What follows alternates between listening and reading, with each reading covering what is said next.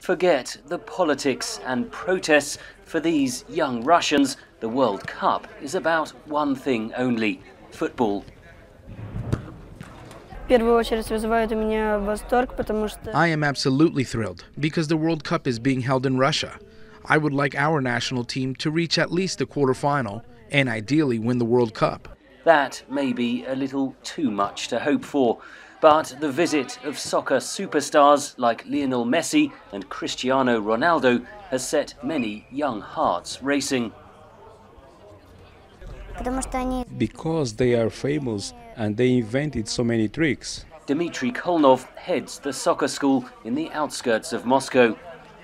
There is a golden phrase: sport is beyond politics. I very much want to believe that people throughout the world feel the same way. There are plenty who disagree. The cost of hosting this World Cup is estimated at about $14 billion, the most expensive ever in a country with huge wealth inequality. That money has bought new infrastructure and several huge stadiums. St. Petersburg's Krestovsky Arena was completed 8 years behind schedule and 4 times over budget. A local official was charged with taking a $351,000 bribe during construction. City authorities say the end result is worth it. From my point of view, it's the best European stadium at the moment. Nizhny Novgorod, the birthplace of writer Maxim Gorky, has a new 45,000-seat stadium. There are not 40,000 soccer fans in Nizhny Novgorod. There is no real soccer team either. Why do we need a stadium like this?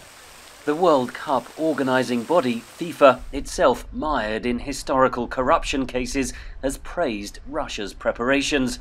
Sports journalist Alexei Matveev says FIFA has willfully ignored rampant criminality. Corruption in football, theft, even outright murder in the field of sports, none of these are investigated. I mean, that is just the Russian reality. Nobody here does anything. I'm still quite amazed, if not outraged, about how it was possible to give the World Cup to Russia with such a corrupt football industry.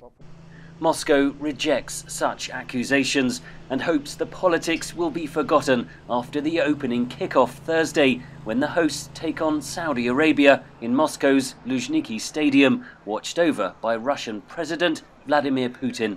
With so much economic and political capital invested, the Kremlin is banking on a successful tournament. Henry Ridgwell for VOA News, London.